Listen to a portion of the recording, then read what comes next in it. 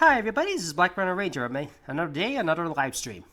I mean, sorry about that. I was trying to do a bit of a John Bushido impression. I meant, hi everybody, this is Black Rhino Ranger, and I doing how did that Motormoth guy do it again? You know, the same guy who played Blur from Transformers. I mean, he often talks like this a lot, and invariably he does it really fast, and he's able to do it a lot of like comments in complete sentences, and he does. I don't think he's ever stuttered once. Now, sometimes I heard he may have crashed a little bit on the way he speaks, but never mind. It's kind of the way he is.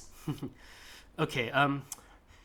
Anyways, day 7 of my birthday animation of countdowns I did last year. It was in 2000. It was when I moved into the big house, and I stayed in that big house for about 7 years. But then we moved out to Malaysia. To England, and then we also sold that house. And when we came back to Malaysia, we sold that house and moved to where I currently am. But we'll be moving again soon. So, anyways, what happened during? What was my favorite TV cartoon to happen in 2000? Buzz Lightyear of Star Command. Basically, everything I imagined a Buzz Lightyear spin-off would be like, with the over the top Saturday morning cartoon dialogue and the action and stuff like that. Why does Pixar hate this show again? In fact, if you remember correctly, a lot of folks at Pixar actually hated Buzz Lightyear of Star Command, especially John Lasseter and Pete Docter. They say this is not exactly what they wanted for a Buzz Lightyear spin-off. In fact, they want us to forget that Buzz Lightyear spin-off happened and have us focus on the 2022 Lightyear movie. And looking at the 2022 Lightyear movie, I wouldn't say it's awful or terrible, but yeah, it's the 2000 the Buzz Lightyear Star Command show was better. One of my honorable mentions that year. Okay, so there's Grizzly Tales for Gruesome Kids. It was a British show I remember seeing when I was in England, and they were rerunning it on Nicktoons, and it features a person who was narrated by Nigel Planer, who I think did a lot of commercials for Nickelodeon, for Kids Network at the time. And he was also. And he also at one point had a guest appearance in SpongeBob SquarePants. There's X-Men Evolution, which me and my sister used to watch a lot as a kid. We kind of followed the stories. We were really into it at the time. It was on Cartoon Network before it was bought by Disney. Is it available on Disney Plus? I don't know. Let's just say this was our main X-Men stay, more so than the 1990s X-Men cartoon or the X-Men movies. Teacher's Pet. This little show about this dog who wanted to be a boy. And there was also Sheep in the Big City. It's an interesting concept, and it's very surreal at times, and it just focuses on a sheep. At times, it can look a bit absurd, and sometimes the random meta references can make people scratch their heads a bit. I get it's not for everyone, but I enjoyed it fine.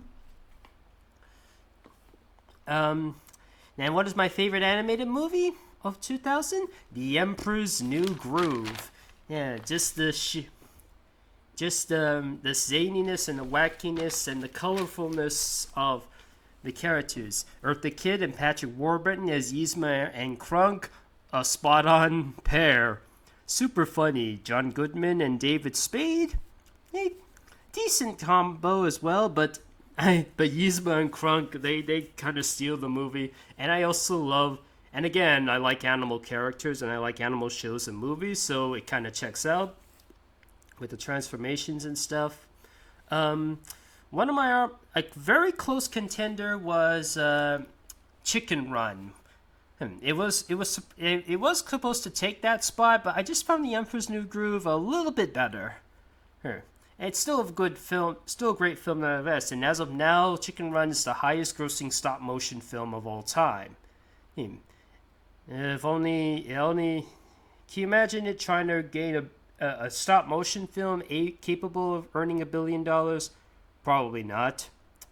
How many re-releases of the original Lion King will it take for it to reach $1 billion? I don't know. The other host candidates are Batman Beyond, Return of the Joker, Disney's Dinosaur, and The Road to El Dorado. Now, as for my favorite video game, it's another odd choice, but I think Hogs of War would do nicely. It's basically like Worms, but it features pigs at war with each other. Now, looking back at it, it is a little bit outdated by the stereotypical accents and how each country is at war with each other. I mean, there are like 6 different teams. One is the Brits, and they all sound like, "Hello, how's it going? Maximum force. Oh, take this, Johnny," or something like that. And the Uncle Ham Hogs, which are the Americans, they're like, "Yeah, boss, look out, over there." "Uh-huh. Oh, hell, mama. Oh, what's up, baby?"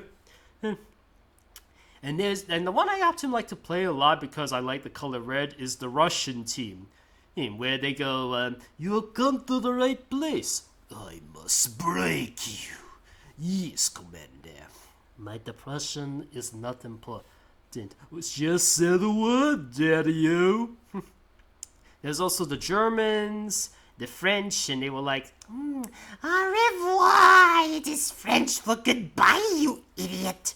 And the Chinese, who are yellow, and they go, "Sayonara, piggies." My perform form of fighting, the act of fighting. Now, looking back at it, it is dated a bit, but I don't care. I just find it really funny, and the fact that all these pigs are played by just 2 people is very impressive, and they just make me laugh.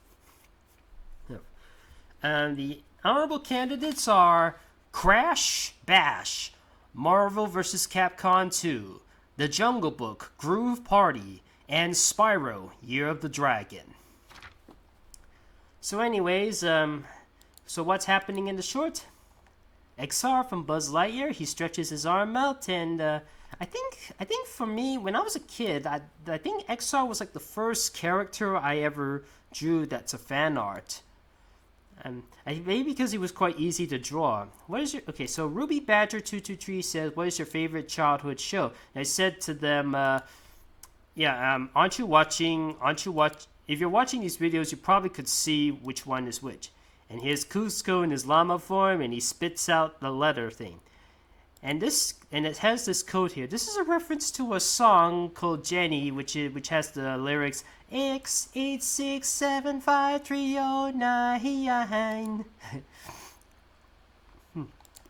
And I'm using a digital projector, something my folks used to use a bit, but I don't know if we still use that anymore.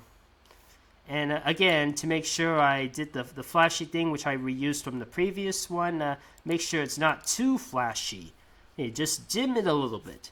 And a person's favorite of the 2000s is Clifford the Big Red Dog. I remember seeing that a lot as a kid. I originally had some additional dialogue recorded for this bit, but I looked at it and I decided to cut it off. And here I am looking at doing the trumpet thing, which was from a Hanna-Barbera sound effect thing, and these pigs were giving me okay, I will admit I did a little bit of a coloring error on this part. You notice the green bit here, and it's changed to a different type of green. That was a bit of a mistake on my part. Sorry about that. And the person requested me to have Lola Loud on Clifford, like on a big puppy. I think it's more of Lana's thing. I don't know about you, but I think it's more of a Lana's thing. I think that was what I was supposed to say. And I said to them, did you know the actor for Clifford, John Ritter, may he rest in peace, is the father of Jason Ritter, who not only was the voice of Dipper from Gravity Falls, but he's also the voice of Dark Spyro in Skylanders Academy. So yeah, that's my commentary on the 2000s, on the year 2000. And now we come to 2001, when I became more aware of time. I hope you've enjoyed this video.